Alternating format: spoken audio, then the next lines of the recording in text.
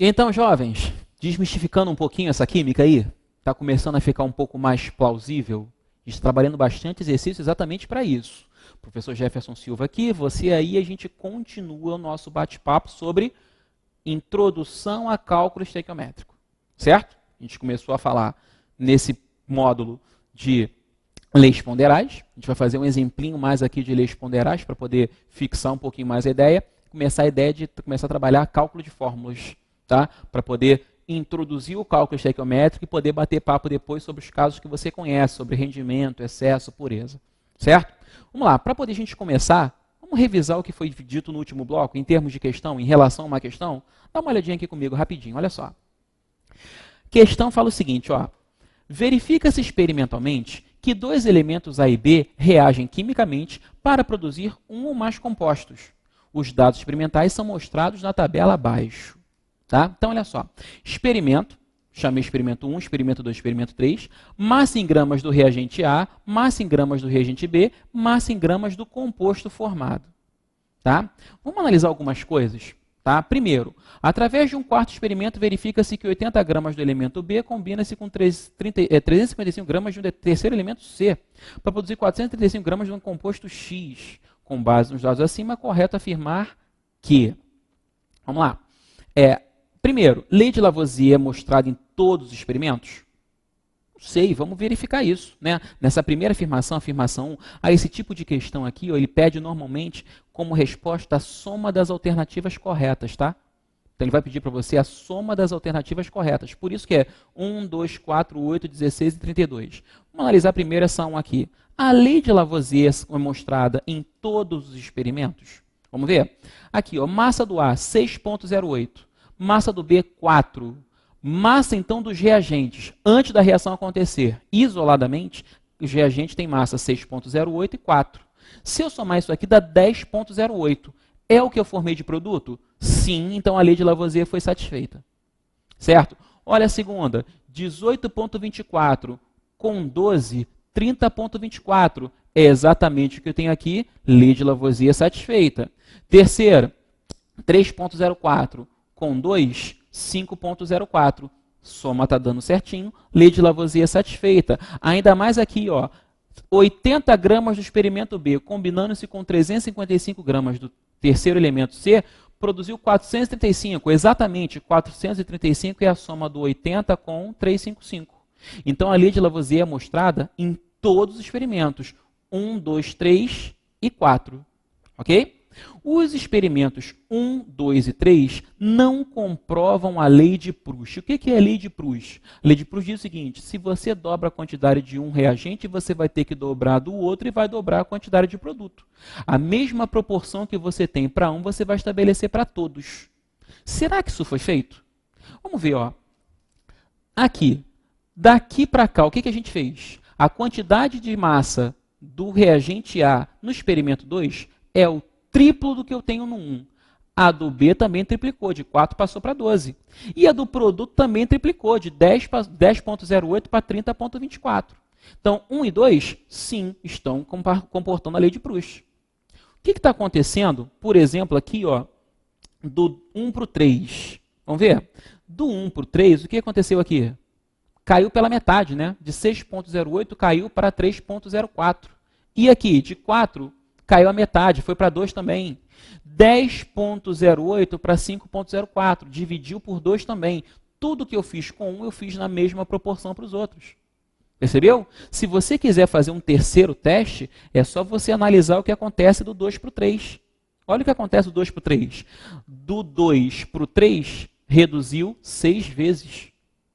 Do 2 para o 3, reduziu 6 vezes. E aqui também reduz 6 vezes. Então, a primeira está correta, a segunda correta também. Olha aqui, ó, o item 4. 8 gramas de B reagirão com 12 gramas de A? Não sei, eu vou pegar um desses experimentos para comprovar isso. Será que vai dar certo? Será que não vai? Não sei. Vamos fazer a continha aqui, ó, para ver essa número 4? Fazer aqui do ladinho a 4, ó. Eu posso pegar qualquer um dos 3 experimentos. Por exemplo, vou pegar o primeiro. 6,08 gramas de A reagem com 4 gramas de B, certo? Se eu tiver 8 gramas de B, 8 gramas de B, quanto de A eu precisaria? O X daqui o quê? Repara, do B de 4 foi para 8, dobrou. O A de 6,08 deveria dobrar também, 12,16 gramas. Ele falou que são 12. Pô, eu estou vendo que não são 12, né? São 12,16. Então, essa número 4 está certa, não.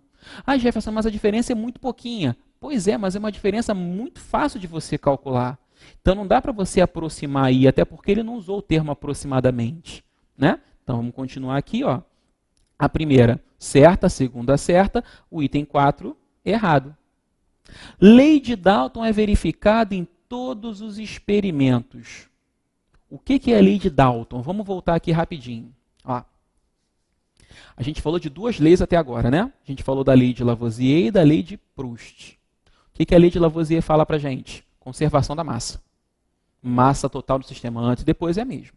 Tá? O que a lei de Proust fala? Se eu multiplicar a quantidade de um dos reagentes por um valor, eu vou multiplicar de todos os reagentes e dos produtos pelo mesmo valor. O que a lei de Dalton fala para a gente?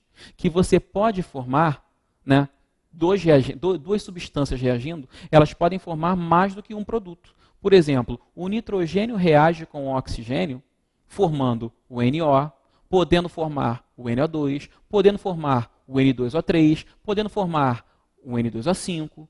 Então, são vários produtos diferentes formados a partir de no caso, N2 e O2.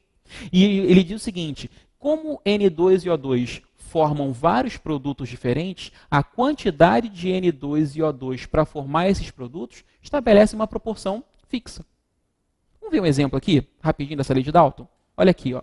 Por exemplo, N2 mais O2 poderiam formar N2O, NO, N2O3, NO2 ou N2O5. Eu poderia ter todas essas possibilidades, certo? Vamos lá. Quando você olhar para cá, a massa do nitrogênio é 14. São 2 nitrogênios, então aqui eu tenho 28 gramas de nitrogênio para cada 16 gramas de oxigênio. Aqui eu tenho 14 gramas do nitrogênio para cada 16 gramas de oxigênio. Aqui eu tenho 28 gramas de nitrogênio para cada 16 vezes 3, 48 gramas de oxigênio. Aqui eu tenho 14 gramas de nitrogênio, porque só tem um, para 32 gramas de oxigênio. E por fim, 28 gramas de nitrogênio, porque são 2 vezes 14, 80 gramas de oxigênio. Vamos fazer uma coisa, vamos estabelecer um padrão aqui. Olha só, quando eu escrevo 28 para 16, e aqui eu coloco 14 para 16, é o mesmo que dobra 28 para 32. Certo? Aqui, ó, 28, 28, 28. Vou transformar isso aqui em 28 também. Dobra 28 gramas de nitrogênio, 64 gramas de oxigênio. 28 também e aqui 28. Olha o que apareceu aqui. Olha bem o que apareceu aqui. Você reparou que 28 gramas de nitrogênio reagem com 16 de oxigênio para formar o N2O. Para formar o outro, os mesmos 28 de nitrogênio com 32 de oxigênio. Para formar outro óxido, os mesmos 28 de nitrogênio para 48. Para formar outro, os mesmos 28 de nitrogênio reagem com 64 de oxigênio. Para formar outro, os mesmos 28 de nitrogênio para 80 de oxigênio. Então, ó, 16, 32, 48, 64 e 80. As massas de oxigênio são proporcionais a 1, 2, 3, 4, 5. 16 está para 1, assim como 32 está para 2, assim como 48 está para 3, assim como 64 está para 4, assim como 80 está para 5. Se você dividir 16 por 1, dá 16. 32 por 2 dá 16. 48 por 3 dá 16, 64 por 4 dá 16 e 80 por 5 dá 16. Isso aqui é a lei de Dalton. Certo? Então, olha só. A lei de Dalton fala o seguinte: se você mantiver fixa a quantidade, no caso do nitrogênio, como tem os 5 óxidos diferentes, a quantidade de oxigênio necessária para formar cada um dos outros óxidos estabelece entre si uma relação de números inteiros e pequenos. Eu preferi deduzir matematicamente primeiro, para depois mostrar para você o enunciado um pouquinho mais formal. Tá? Então, as proporções são variáveis. Eu tive a mesma massa de nitrogênio, 28 para todos os casos. No N2O eu usei 16 de oxigênio, no NO eu usei 32, no N2O3 eu usei 48, no NO2 usei 64, no N2O5 usei 80. Então, as proporções foram variadas. A gente chama isso de lei das proporções múltiplas, certo? Conforme você viu no enunciado, como você está vendo aqui, as proporções se mantiveram. Daqui, ó, da 1 para 2, eu dividi por 2, né? Na verdade, multipliquei por 3, da 1 para 2, multiplico por 3, multiplico por 3. Da 1 para 3, dividir por 2, dividir por 2, dividir por 2. Da 2 para 3, dividir por 6, dividir por 6, dividir por 6. Então, na verdade, você não está vendo a lei de Dalton aí. Você está vendo a lei de Proust. As proporções não estão variadas, não estão múltiplas, estão fixas. Então, essa número 8, falsa também. 16. Os experimentos 1, 2 e 3 ilustram a formação de mais de um composto. Se a proporção é mantida fixa, você está formando o mesmo composto pela lei de Proust. A proporção é fixa, a composição centesimal é a mesma. Você pode ver que no exemplo que a gente fez agora da lei de Dalton, a proporção não está mantida. Era de 28 para 16, depois passou de 28 para 32. Então, se não foi mantida, você não está formando a mesma substância. E número 32, 16 gramas do B reagem com 71 gramas do C, produzindo 87 gramas de um composto X. Será que é? Não sei, temos que fazer conta. É parecido com essa número 4, certo? O que a gente viu aqui? Olha só. B e C. 80 gramas do B reagem com 355 gramas do C. Se eu tenho 16 gramas do B, quantos gramas de C eu vou precisar? Vamos fazer a continha? O Y deu quanto? Ó? Daqui para cá, 80 para 16, não dividiu por 5? Aqui também vai dividir por 5. 355 por 5 dá exatamente 71 gramas de C. É o que ele está falando aqui, então essa última está corretinha. Tá? Essa última aqui correta. Então, a 1 verdadeira, 2 verdadeira, 4 e 8 falsas, 16 e 32 verdadeiras. Aliás, a 16 está errada, tá? Perdão, 16 está errada, porque se a lei de Proust foi satisfeita, eu não estou formando mais de um composto, estou formando o mesmo o tempo todo, já que a proporção é fixa. Tá? Essa aqui já é uma questão um pouquinho mais incrementada, um pouquinho mais elaborada. Certo? Bom, próximo passo, leis volumétricas. Certo? Aqui, ó, leis volumétricas. A mais importante é que a gente vai usar muito. Os volumes de duas substâncias gasosas que reagem entre si para formar um determinado produto guardam entre si uma razão constante de números inteiros e pequenos. Na prática, você lembra que agora há pouco a gente fez o balanceamento pela lei de Lavoisier? A gente fez o seguinte, ó, N2 mais 3 de H2, dando 2 de NH3. Fizemos esse balanceamento. O que eu estou analisando aqui? Que a proporção é de 1 desse cara para 3 desse para 2 desse. Essa proporção ela pode ser molar, 1 mol de N2, reagindo com 3 mols de H2, formando 2 mols de NH3. Ou ela pode ser volumétrica, 1 litro, 3 litros, 2 litros. Tanto que aqui ele está dizendo que 30 litros de H2 reagiriam com 10 litros de N2, formando 20 litros de NH3.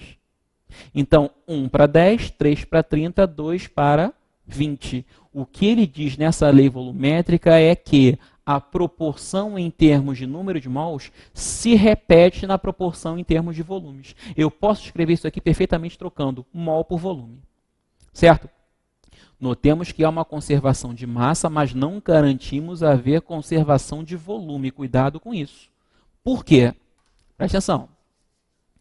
Conservação de massa. Massa total antes igual a massa total depois. Tranquilo. Volume. Depende. Depende do quê? Da pressão. Depende da temperatura. Depende do número de mols. Se o número de mols variar, o volume também pode variar, então você não garante que há essa conservação. Não tem problema nenhum não haver. Fechado? Beleza? Leis ponderais, leis volumétricas, fechamos. Próximo passo. Cálculos e tipos de fórmulas. Fórmulas químicas. Vamos lá, olha só. A gente vai trabalhar basicamente com 3 tipos de fórmulas. Fórmula molecular, fórmula mínima, que foi falada na questão anterior, e fórmula centesimal ou percentual. O que cada uma delas quer dizer? Fórmula molecular vai dizer para mim exatamente quantos átomos de cada elemento químico fazem parte daquela molécula. Tá? Então, por exemplo, glicose, C6H12O6. Numa molécula de glicose, eu tenho exatamente 6 átomos de carbono, 12 de hidrogênio, 6 de oxigênio. Ponto final. É isso que a fórmula molecular me diz. Fórmula mínima me dá a menor proporção inteira possível entre essas quantidades que eu vejo na fórmula molecular. Por exemplo, C6H12O6, Jefferson, estou vendo lá, ó, 6, 12, 6. Dá para dividir tudo por 6? Sim, dá para dividir tudo por 6. E aí a proporção seria de 1 para 2 para 1. Essa é a mínima. Ok? E a centesimal tem a ver com percentagem em massa. Você vai ter que ver a massa total, quantos por cento você tem de cada um dos elementos. Ok? Então vamos olhar a definição aqui no quadrinho, olha só. Fórmula molecular indica a quantidade exata de átomos de cada elemento presente na molécula. Falamos isso. Fórmula mínima, menor proporção inteira entre essas quantidades de átomos presentes na molécula. Ou seja, pega a fórmula molecular e, se for possível, dividir todos os índices por um número, divida que tu vai chegar na mínima. Ok? Fórmula centesimal ou percentual. Estou falando de percentual em massa. Então você vai ver qual é a massa total. Essa massa total vai ser 100%. A massa de cada elemento vai representar um percentual em massa. E aí eu vou ter a fórmula centesimal. São esses os 3 tipos de fórmula que a gente vai trabalhar. Molecular, mínima, centesimal. Fórmula mínima tem um apelido, tá? Fórmula empírica. Mínima ou empírica, os dois nomes servem. Centesimal ou percentual, aqui para terceiro tipo de fórmula, certo? Então vamos lá. Fórmula molecular o cara normalmente vai te dar. Para você sair da molecular e chegar na mínima, divide tudo pelo maior divisor comum, pelo MDC, certo? Para chegar na centesimal, o que você vai fazer? Pegar a massa total, isso vai ser 100%, ok? De 100% você vai calcular as outras. Vamos ver uns exemplinhos aqui, ó. Imagina o seguinte, eu te dei como exemplo aqui C6H12O6, beleza? A fórmula molecular. Fórmula molecular. Você percebeu que todo mundo é divisível por 6. Então, se eu dividir tudo por 6, eu vou ficar com CH2O. Normalmente a gente representa assim, ó, N vezes. Nesse caso, você até sabe que o N vale 6, porque você dividiu por 6. Isso aqui vai ser fórmula mínima. Certo?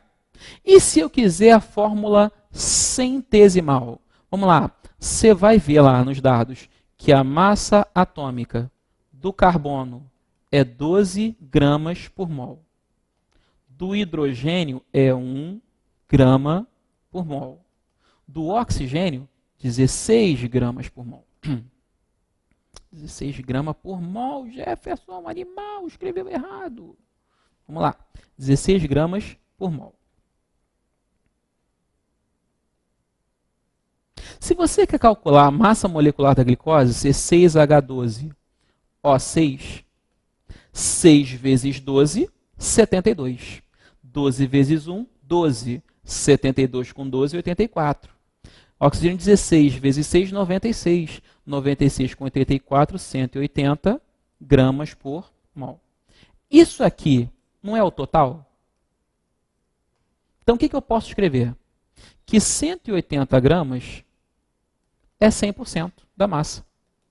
Só de carbono, não são 72 gramas? 12 vezes 6, 72 gramas vai ser o percentual de carbono. Certo? Também posso escrever que se 180 gramas é 100%, 12 gramas, que é a massa de hidrogênio, vai me dar o percentual de hidrogênio. Certo? E para achar o do oxigênio, preciso fazer outra regrinha de 3? Não preciso. Posso fazer o seguinte, ó, o percentual de oxigênio vai ser 100% menos o percentual de carbono menos o percentual de hidrogênio. É por diferença. Você faz essa continha aqui, né, vai encontrar o percentual de carbono. Ok? Percentual de carbono, 40%. Faz essa continha, vai achar o percentual de hidrogênio. Percentual de hidrogênio, 6,67%. Somando tudo, 46,67%. Então, o percentual de oxigênio vai ser o que falta para você completar 100%. Certo? Então, vai dar 53,33%. 53,33%. Então, aqui você tem a molecular, passou para a mínima, com a molecular, passou para a centesimal. A centesimal aqui seria C, 40%, H, 6,67%, O, 53,33%. Ok? Fechamos esse bloco aqui. Próximo bloco, continuamos com fórmulas, né, fazendo alguns exemplos.